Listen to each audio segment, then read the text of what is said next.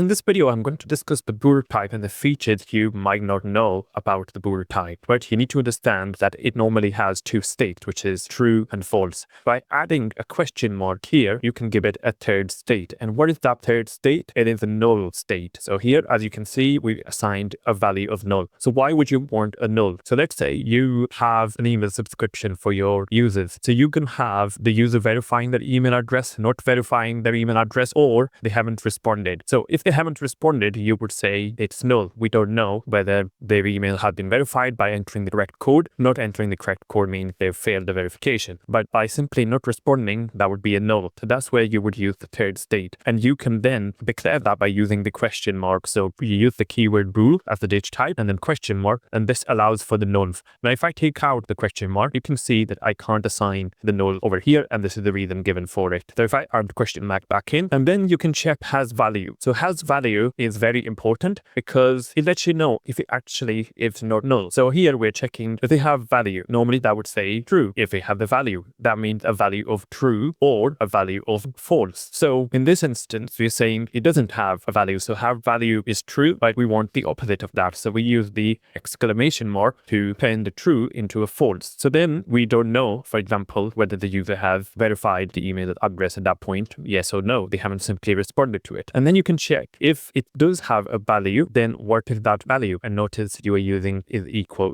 true. So here we are saying this task is done. But what you can do is you can simplify this code and by simply deleting this here, and that would give you a true value. So if it's true, then this code would run. Otherwise, it would be false value and this line would get executed. So you don't have to use equal true because by default, when the if condition looks at it, this returns true. And when that true is found out, then automatically this line gets executed. So you don't really need equal true. Another way of using null coalescing operator. So here, as you can see, I'm saying is done. So adding, did it have a value or not? Now here, if it has a value, then it will use its actual value. But if it is null, then by default, we're using false. This variable has null in it, then we want false to be the default value. So that's why you use question mark, which is known as the null coalescing operator. So if it doesn't have value, then by default, that value will be false. Or if we want, or actually we want the value to be true. If we find a null in this variable, then change that to a true. But in this instance, we're going to have the default value as false. So if the user has not responded to the email verification, we just assume that it's a fail. So we're just going to say it's false. So that's why you use the question mark operator here, which is null coalescing operator. But you can make it interesting by adding the question mark for null, and then you can use the has value to actually detect that they have a valid value, and then you can use the coalescing operator here.